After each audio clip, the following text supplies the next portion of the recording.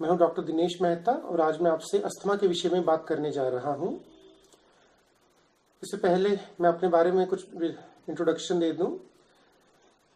PGIMS से अपनी MD top करने के बाद मैंने दिल्ली में कुछ संस्थानों में एज अ जूनियर कंसल्टेंट और लेटर हेड ऑफ डिपार्टमेंट के रूप में भी कुछ संस्थानों में कार्य किया। उसके बाद मैं आगे शिक्षा प्राप्ति के लिए इटली में और क्रोएशिया में गया, जहां मैं काफ़ी समय रहा। उसके बाद फिर मैं इंडिया वापस आ गया और as associate professor department of respiratory medicine Maulana medical college में कार्यरत रहा। प्रेजेंटली मैं doctor DS Mehta hospital Yamunanagar Haryana में एज ए चेस्ट कंसल्टेंट के रूप में कार्यरत हूँ। दोस्तों, अस्थमा बड़ा ही कॉमन सा टर्म है, दमा, अस्थमा। ये अस्थमा है क्या? अगर हम देखें, अगर हम कुछ साल पहले भी जाएं तो अस्थमा का प्रेवलेंस बहुत कम था। आजकल उसके केसेस बहुत तादाद में बढ़ गए हैं। दमा बेसिकली एक आम आदमी समझता है कि ये सांस की बीमारी है, और आम आदमी गलत नहीं समझता है। ये एक प्रकार की सांस की बीमारी है जो समय के साथ बढ़ती जाती है। अगर आप इसको सही ढंग से कंट्रोल नहीं करते हैं तो ये आपकी जीवन शैली, कार्य क्षमता पर बहुत बुरा असर डालती है। ये नॉर्मली मरीजों में अलग अलग सिम्टम से प्रेजेंट होती है, अलग अलग उसको दिक्कतें होती हैं। मरीज को बीमारी से सरोकार नहीं, मरीज को दिक्कतों से सरोकार है। मरीज को दिक्कत क्या होती है? बार बार सांस फूलता है। ये सांस फूलने की जो प्रक्रिया है, ये शुरुआती दौर में कई सालों तक, सारा साल नहीं रहती है। शुरुआती दौर में ये अक्सर मौसम बदलने के बदलाव पर या किसी एलर्जन से हमारा मानने हैं, कोई ऐसी चीज जो मरीज के शरीर को दिक्कत देती है पर आम लोगों को दिक्कत नहीं देती, जैसे धूल मिट्टी हो गई, मौसम का बदलाव हो गया, कॉकरोच हो गए। ऐसी कोई चीज के मरीज को जब एक्सपोजर होता है, कोई पर्टिकुलर चीज वो खाता है, मूंगफली खाता है, उसके बाद उसको सांस की दिक्कत बढ़ जाती है। तो ये शुरुआती दौर में बीच बीच में होती है। मरीज को सारा साल सांस की दिक्कत नहीं रहती है, पर अगर इसको प्रॉपरली कंट्रोल ना किया जाए तो ये आगे बढ़ती जाती है। इसके साथ में अक्सर खांसी मरीज को होती है। खांसी अधिकतर सूखी होती है। थोड़ा सा भी बलगम निकलता है तो मरीज काफी आराम महसूस करता है, क्योंकि थोड़ा सा सांस का रास्ता उससे खुल जाता है। साथ में इसके काफी लोगों को छींकें और गले में खराश करना पड़ता है। ये एसोसिएटेड होता है उनके साथ। मरीज या साथ वाले ये भी बताते हैं कि छाती से बीच बीच में सीटी की आवाज आती है, और ये इन दिक्कतों के साथ मरीज काफी टाइम प्रेजेंट करता है। हर दिक्कत हर मरीज को जरूरी नहीं है। काफी मरीजों को सिर्फ खांसी हो रही होती है, वो सांस की दिक्कत की कंप्लेंट नहीं करते हैं। ये भी देखा गया है कि मरीज कहता है कि हमें जब ठंड लगती है, हमारी जब छाती पकड़ी जाती है, कोई भी सिंपल जुकाम भी हमारी छाती पकड़ लेता है, 10-10 दिन ले जाता है। तो जो इतना लंबा समय तक जिनको खांसी जुकाम रहता है या चेस्ट कंजेशन रहती है, वो भी चांसेस हैं कि वो व्यक्ति दमे से पीड़ित हो। ना, अब क्या ये टैबू है कि आपको दमा हो गया तो बहुत बुरी बात है? नहीं, अगर आपको है तो आपको एटलीस्ट उसको पक्का करना चाहिए कि आपको दमा है, किस सीवियरिटी पे है, उसके बारे में, इस बीमारी के बारे में समझना चाहिए और उसको प्रॉपरली मैनेज, उसका हल करना चाहिए।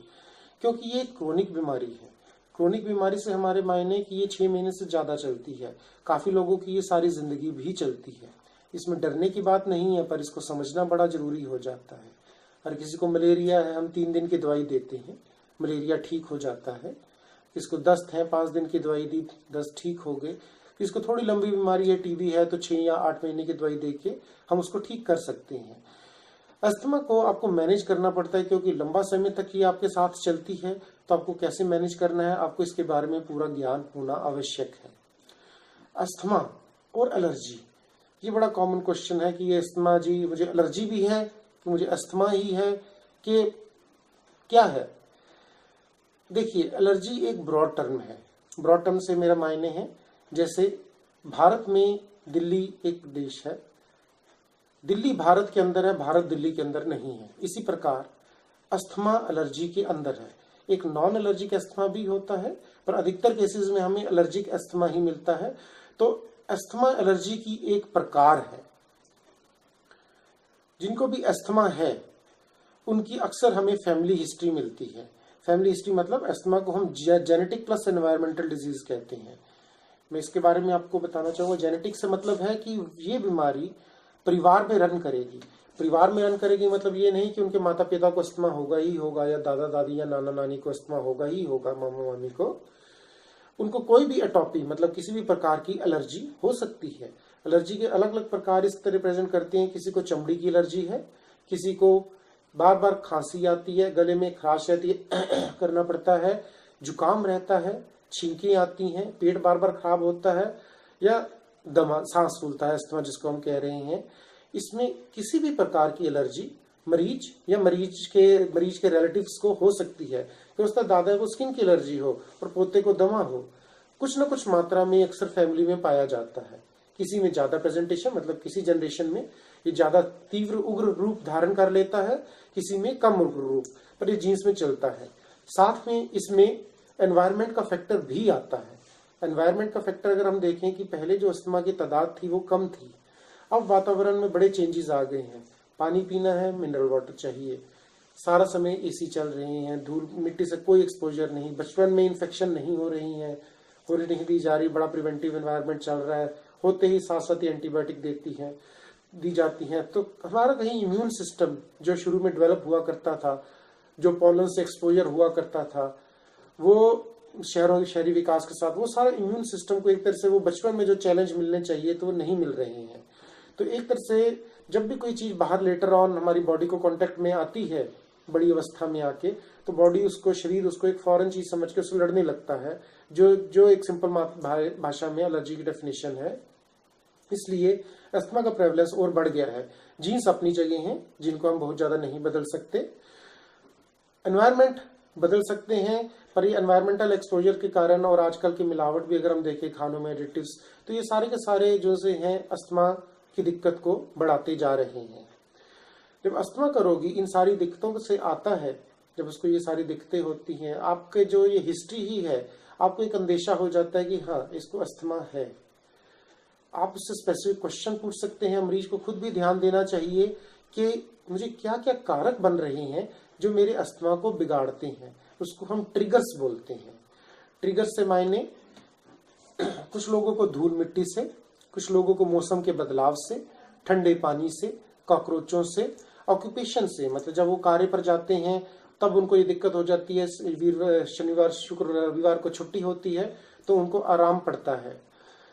घर में जबरैले जानवर हों जैसे बिल्ली, कुत्ता, उनसे, इवन डस्ट माइट जो एक बड़ा कॉमन कारण है इंडिया से बाहर, इंडिया में इतना कॉमन नहीं है बट स्टिल बहुत कॉमन कारण है। जो छोटे छोटे कीड़े बिस्तरों के किनारे पर रहते हैं, हमें आंखों से नहीं दिख रहे, माइक्रोस्कोप से वो जरूर दिखते हैं, तो वो भी परसिस्ट करते हैं, वो भी एक लगातार दिक्कत पैदा करते हैं। फफूंदी, फंगस जो बोली जाती है, ये भी बड़ा एक कॉमन कारण है इन सारी दिक्कतों को, इन कारणों को बढ़ाने का। और पॉलन्स होते हैं फूलों के परागकण, जो एक पर्टिकुलर मौसम में फूल अपना जो पैदाइश के आगे बढ़ाने के लिए हवा में फेंकते हैं, खासकर मार्च अप्रैल या सितंबर अक्टूबर वाले सीजन में, जिस समय काफी लोगों को ये दिक्कत महसूस होती है। दोस्तों जब ये दिक्कत आती है तो आपको पहले पक्का करना होता है कि मरीज को दमा है कि नहीं है। एक बड़ी डायग्नोसिस है, मरीज सुन के डर जाता है कि दमा है, दमा दम के साथ जाता है। अलग अलग मुहावरे बने हुए हैं जो एक डर पैदा कर देते हैं मरीज के अंदर। आपको सिम्टम मिल रहे हैं तो आपको इसको डायग्नोज करना प्रॉपरली बड़ा जरूरी है। इन सिम्टम्स के साथ आपके पास एडल्ट पेशेंट्स भी आ सकते हैं। तो अगर आप छाती के स्पेशलिस्ट हैं तो आपके पास, आप इन्हीं बीमारियों से डील करते हैं, तो काफी बच्चे आपके पास आएंगे और काफी एडल्ट्स आएंगे। काफी बच्चे पीडियाट्रिशियंस मतलब बच्चों के डॉक्टर के पास भी जाएंगे इसी बीमारी के लिए, क्योंकि उनके फैमिली डॉक्टर की तरह चल रहे होते हैं। तो आइदर वे आपको कंफर्म करना बड़ा जरूरी हो जाता है। इसके जो टेस्ट आते हैं, सबसे पहले एक नॉर्मल टेस्ट जैसे हम बात करते हैं एक्सरे की। अधिकतर लोग हमारे पास एक्सरे करा के आते हैं, सर हम एक्सरे करा के आए, वो हमारा बिल्कुल नॉर्मल है तो हमें कोई दिक्कत नहीं है। ऐसा नहीं है। दमा में एक्सरे और सीटी स्कैन अधिकतर नॉर्मल ही होता है। वो सांस की बीमारी है, सांस की धमनियों की जो बीमारी है वो एक्सरे में नहीं आती है। एक्सरे सिर्फ इसलिए कराया जाता है कि दमे के साथ में कोई और बीमारी ना जुड़ी हो या कोई और बीमारी साथ में ना चल रही हो। नॉर्मल केसेस में एक्सरे का इससे ज्यादा दमा के केस में कोई कार्य नहीं है। आप देखेंगे एक्सरे जस्ट एक पिक्चर है। अगर हम आपकी फोटोग्राफ लें तो वो आपके बारे में, हमें आपके चेहरे मोहरे के बारे में बता सकती है, आपके व्यवहार नेचर के बारे में नहीं बता सकती। अस्थमा नेचर की दिक्कत है कि कार्य कैसे कर रही हैं आपकी श्वास की नलियां, वो अस्थमा है। नेक्स्ट टेस्ट आता है ब्लड टेस्ट। ब्लड टेस्ट में हमारे पास दो मेन टेस्ट होते हैं, तीन मेन टेस्ट होते हैं। एक तो होता है एब्सोल्यूट इओसिनोफिल काउंट। इसमें हम इओसिनोफिल्स देखते हैं। इओसिनोफिल एक प्रकार के जीवाणु होते हैं सेल के अंदर, ब्लड्स के अंदर हमारे, वो किसी भी एलर्जिक डिजीज में बढ़ जाते हैं। तो अस्थमा में अगर वो ट्रीटमेंट के अंदर नहीं चल रहा है, ट्रीटमेंट नहीं ले रहा है, तो जीवाणु बड़े होंगे, इओसिनोफिल्स बड़े होंगे। फिर है आईजीई। आईजीई एक तरह का वो भी खून जांच है जो एलर्जी के बारे में बताती है कि आईजीई बड़े हुए हैं तो एलर्जी की दिक्कत है। और लास्ट जो सा है एक ब्लड एलर्जी टेस्टिंग है। ब्लड एलर्जी टेस्टिंग में पर्सनली एडवोकेट नहीं करता हूं। एलर्जी टेस्टिंग बहुत बढ़िया चीज है अस्थमा के मरीजों के लिए, पर ये कई प्रकार से होती है। ब्लड एलर्जी टेस्ट हो या स्किन एलर्जी टेस्ट हो, अगर मैं देखूं, मैं अपना ही आपको एग्जांपल दूं, मैं इस समय काफी प्रकार के एलर्जी टेस्ट कर रहा हूं। मैं ब्लड में रास्ट मेथड से एलर्जी टेस्ट कर रहा हूं, एलाइजा मेथड से एलर्जी टेस्ट कर रहा हूं, स्किन में पैच टेस्ट कर रहा हूं, प्रिक टेस्ट कर रहा हूं, इंट्राडर्मल टेस्ट कर रहा हूं।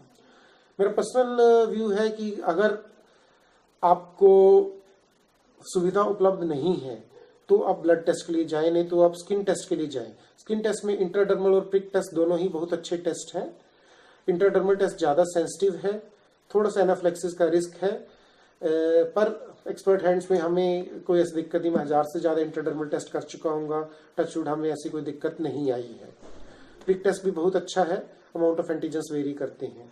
ये आपको कारण बता देता है एलर्जी टेस्ट कि किन किन चीजों से आपको दिक्कत हो रही है। कुछ चीजें आप जानते हैं, कुछ चीजें आप नहीं जानते हैं, तो आगे उसका इलाज उस हिसाब से किया जा सकता है या प्रिवेंशन की जा सकती है। सबसे मेन टेस्ट अस्थमा के लिए है स्पायरोमेट्री।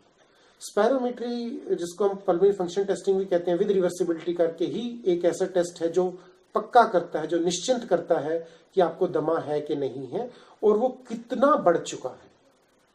ये सहने की क्षमता हर किसी में अलग है। काफी लोग बड़ा सांस फूलने पर भी कहते हैं जी हम ठीक है, काफी थोड़ा सांस फूलने पर भी कह देते हैं जी हमें बहुत दिक्कत है। तो वो ऑब्जेक्टिव टेस्ट है, वो एक्चुअल बताता है कि आपको दमे की कितनी दिक्कत है, आपको इलाज की किस श्रेणी में आपको जाना चाहिए अगर आप अपने शरीर को परमानेंट नुकसान नहीं पहुंचाना चाहते। एक सिंपल पीक फ्लो मीटर भी आजकल अवेलेबल है जो मरीज घर पे रख सकता है। ये पीक फ्लो मीटर्स है, ये जो इसमें आपको जोर से ब्लो करना होता है और ये आपको अमाउंट बता देता है कि कितना आपकी कार्य क्षमता। ये आप घर पे रख सकते हैं, बड़ा सिंपल सा इंस्ट्रूमेंट है जो आपको बहुत अच्छा आइडिया दे सकता है और डायग्नोसिस में भी हेल्प करता है। तो अगर आपने डायग्नोज कर लिया है कि इनको अस्थमा है, आपको पता चल गया है कि अस्थमा आपको है, तो आपको अब इसके इलाज की तरफ बढ़ना चाहिए कि हम इसको कैसे मैनेज करना है। और इलाज करना है तो हमें बेसिक के कारण जानने चाहिए कि हमें क्या मैनेज करना है। अगर हम देखें, ये एक सांस की नली का मॉडल है। ये नॉर्मल आपकी सांस की नली है जो काफी खुली हुई है। ये अस्थमा वाले मरीज की सांस की नली है जिसमें काफी सिकुड़ाव आप देख रहे हैं, दीवारों की सोजिश है और आसपास जो मसल्स हैं वो कंस्ट्रिक्ट हो जाती हैं। तो हमें जब हम इलाज करेंगे, हमारा एम है कि हम इस सोजिश को कम करें, अंदर जो बलगम है उसको निकालें, जो आसपास मांसपेशियों में सिकुड़ाव है उसको कम करें। इसके लिए हमारे पास जो इलाज के जरिए हैं उसमें हमारे पास प्रिवेंशन है। प्रिवेंशन जो हम इन चीजों को आने ही ना दें, उसमें हमारे पास दवाइयां हैं, उसमें हमारे पास सर्जरी भी है, उसमें हमारे पास वैक्सीन है। ये सारे इलाज हम जोड़ सकते हैं। आप चाहें इसमें से एक इलाज कर सकते हैं, चाहे इन सारों को मिला सकते हैं। अगर आपकी अस्थमा सीवियर है तो डेफिनेटली आप कहीं इलाज मिलाकर अपना डिजायर्ड रिजल्ट्स ऑब्टेन कर सकते हैं। पर इलाज करना बड़ा जरूरी है। जरूरी इसलिए है कि हम एक स्पेक्ट्रम देखें कि बच्चे को दमा है, उसको पता है वह सांस फूलता है, तो कभी भी कोई कार्य करना होगा, वो दौड़ना होगा, गेम्स में पार्टिसिपेट करना स्कूल में, वो नहीं दौड़ेगा। उसको पता है दौड़ूंगा तो मुझे खांसी आ जाएगी, दौड़ूंगा तो मेरा सांस फूलेगा। तो वहां पर अब क्या हो रहा है, बच्चे का फिजिकल ग्रोथ कम हो रहा है, सिर्फ फिजिकल ग्रोथ ही नहीं कम हो रहा, उसका मेंटल ग्रोथ, उसका सोशल ग्रोथ, उसका साइकोलॉजिकल ग्रोथ, कि बच्चों के साथ खेलेगा, इंटरेक्शन होगी, दिमाग चलेगा, दौड़ेगा, बैलेंस बनेगा बॉडी का, उस सारा का सारा हैम्पर हो रहा है। वो उस डिरेंज के साथ ग्रो करता है और शरीर हर चीज के लिए अडॉप्ट कर जाता है। अगर आप शरीर को कम ऑक्सीजन देने लगे तो शरीर कम ऑक्सीजन में भी अडॉप्ट करने लग जाएगा। फेफड़े की नलियों में सिकुड़ाव हो रहा है, शरीर को कम ऑक्सीजन मिल रहा है, शरीर उस हिसाब से अडॉप्ट करता है कि वो भाग नहीं रहा है। शरीर अडॉप्ट नहीं करवाना अपने गलत चीजों के लिए, अच्छी चीजों के लिए अडॉप्ट करवाइए, गलत चीजों के लिए अडॉप्ट ना कराइए। पूरा ग्रोथ होना बड़ा जरूरी है। अगर हम इसका दूसरा स्पेक्ट्रम देखें, जिन्होंने अपना अस्थमा पूरी तरह कंट्रोल रखा है, उसमें हमारे पास various Olympic athletes, Carl Lewis, जिन्होंने ओलंपिक्स में जीता है, मतलब देश में जीतने के बाद विश्व में भी प्रथम स्थान पे जीतते हैं, और वो एस्थमेटिक हैं, पर उन्होंने अपना अस्थमा पूरी तरह कंट्रोल करके रखा है। अमिताभ बच्चन, अगर हम एग्जाम्पल लें, मैं उनको एक इस मामले में एक आदर्श पेशेंट की तरह देखना चाहूंगा कि पूरा अस्थमा कंट्रोल करके वो भी उतने एक्टिव हैं जितने काफी सारे और लोग, आप हम जैसे लोग भी शायद एक्टिव ना हो। तो बीमारी को समझना और उसको प्रॉपरली कंट्रोल करना बड़ा जरूरी है। और आपके साथ ये जीन्स आई है तो इसमें बुरा मानने की कोई बात नहीं है। कोई लंबा है, कोई छोटा है, किसी की आंख भूरे रंग की है या नीले रंग की है, अब आप इसको बीमारी माने या ना माने, आपकी आंखें कमजोर है, चश्मा लगा हुआ है, फैमिलीज में चल रहा है, आप चश्मा लगा के सारी जिंदगी नॉर्मल जी लें,